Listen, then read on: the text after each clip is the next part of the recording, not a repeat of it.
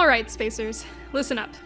I'm Lieutenant Commander Sonya Farrimond, and I'm here to brief all of you on the starships of the Outlying Systems Protectorate. My intel team and I spent weeks squinting at blurry recon images and chatting with those unpleasant Protectorate prisoners, and we managed to gain some insights on the enemy fleet. They also gave us the nav data for the hyperspace conduit that they used to get here, and we'll be writing it to the Bethel system soon, where the OSP is staging the defense of their worlds. Ignore what I'm about to say at your own risk. So sit down, get out your pens, and let's get started.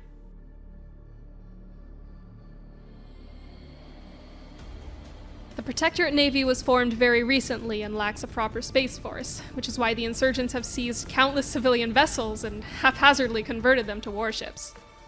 It's a crude approach, but it's clearly working, given that we've lost contact with all ships patrolling the outlying systems.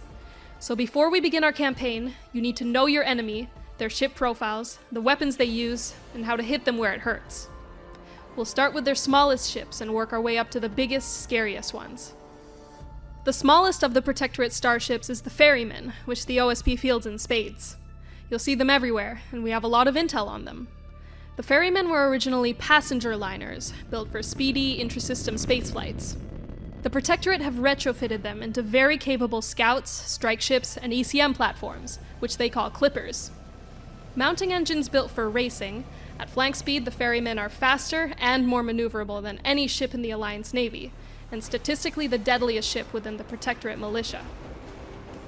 E-War Ferrymen are equipped with powerful jamming equipment, and carry soft-kill countermeasures and AMMs to defend against missile attacks.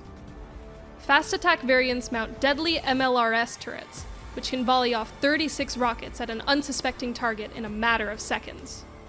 We've seen footage of E-War Ferrymen blinding a target's radar from range, while their attack shuttle buddies close the distance under the jamming noise and volley off all their rockets straight down the target's drive cone. While they're very fast and maneuverable, their high speed comes at the cost of paper-thin armor. Our 120s and 250s can punch right through their hull, so if you see one, lock it up with the FCR and blast it to scrap with high explosive or frag rounds until it starts launching lifeboats. We can also use our claymores to easily swat down ferrymen with just one or two well-placed torpedoes.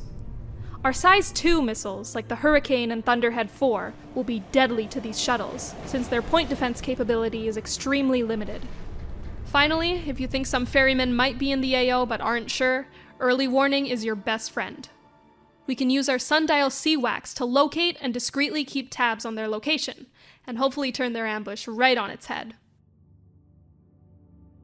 The Draugr was originally a heavy tugboat for towing huge, lumbering ships into port.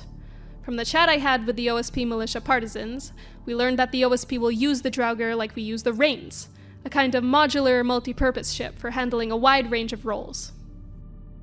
We'll see electronic support Draugrs, mounting early warning radars and jamming modules to spot our fleet at range. While not a threat in combat, these ships serve as the Protectorate's forward observers, the eyes and ears of their navy.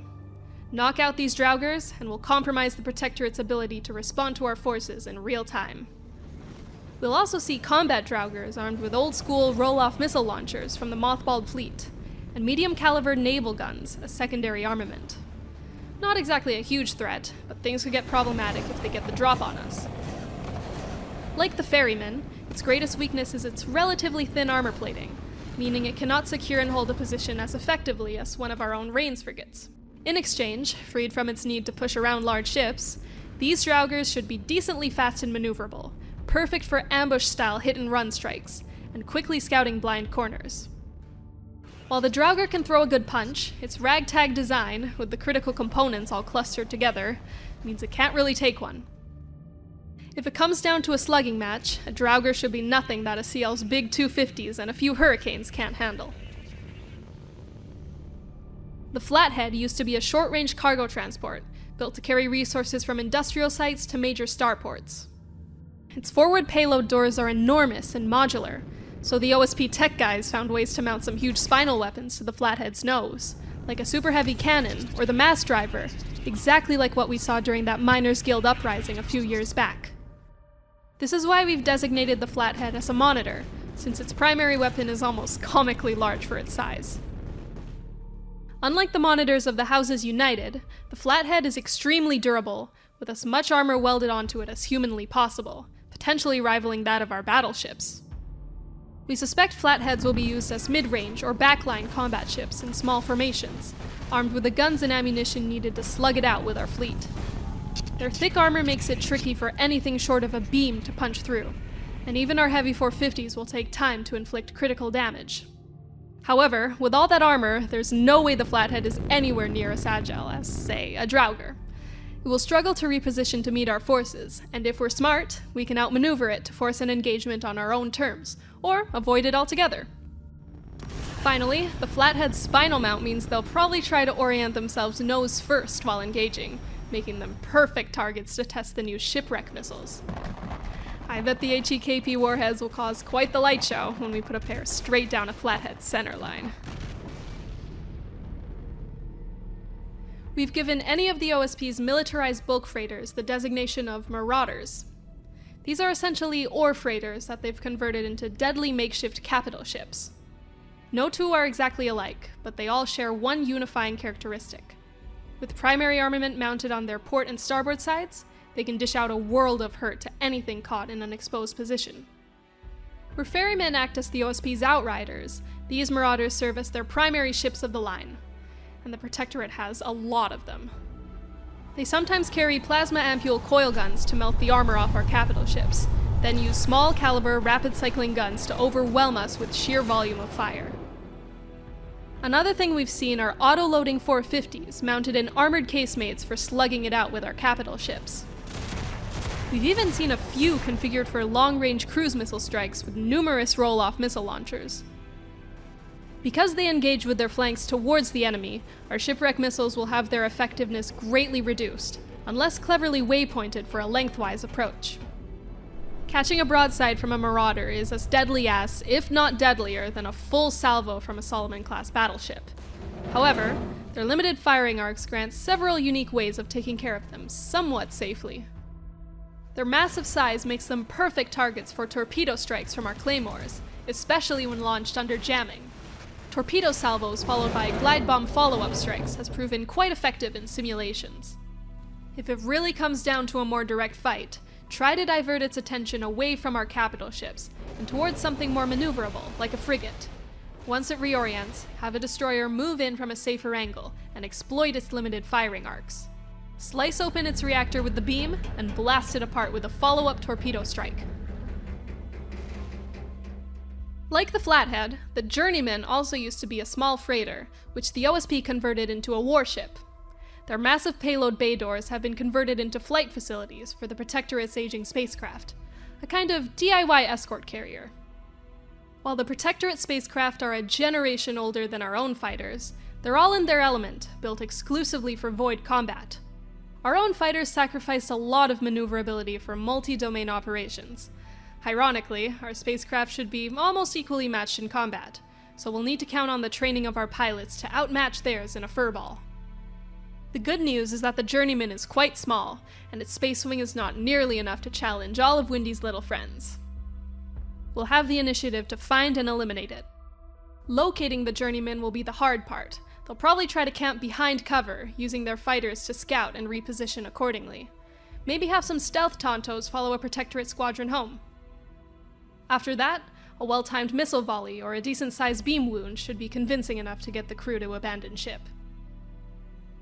The Moorline is probably the most puzzling tool in the Protectorate's arsenal, and the insurgents we interrogated didn't want to talk about it, even after I asked them nicely.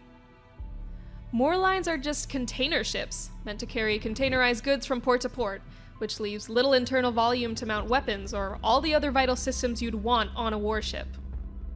We believe the Protectorate have developed some kind of externally mounted hangar modules for the Moorline, turning it into a fleet carrier that's every bit as capable as our own Warden class, at least in terms of spacecraft.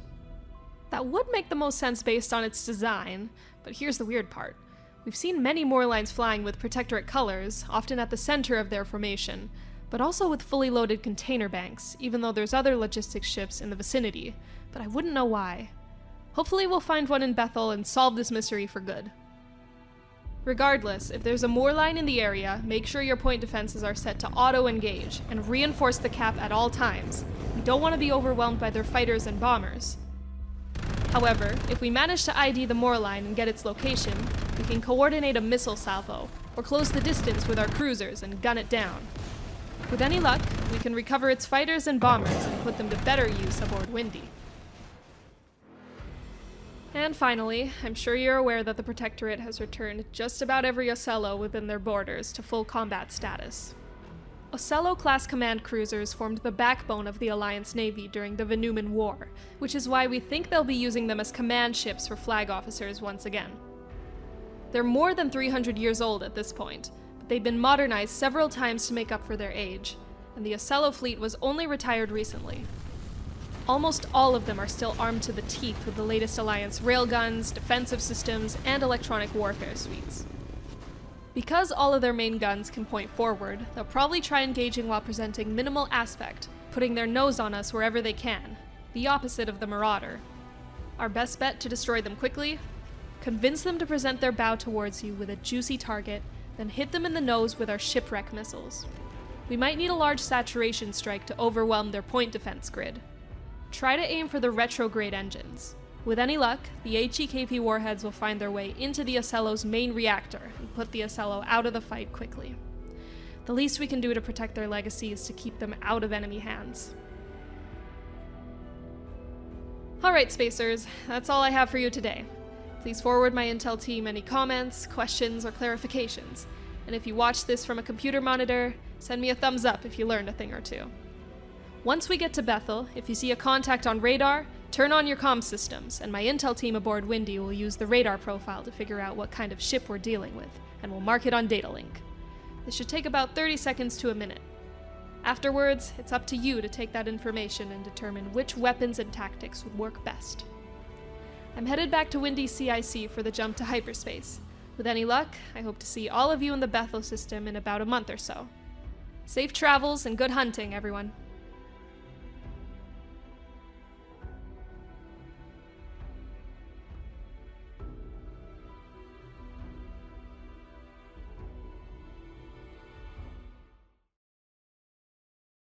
If it comes down to a slugging match, a Draugr should be nothing that a CL's big 250s and a few Hurricanes should.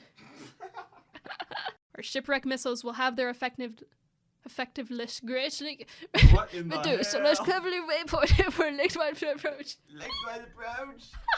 Lengthwise approach! Lengthwise approach!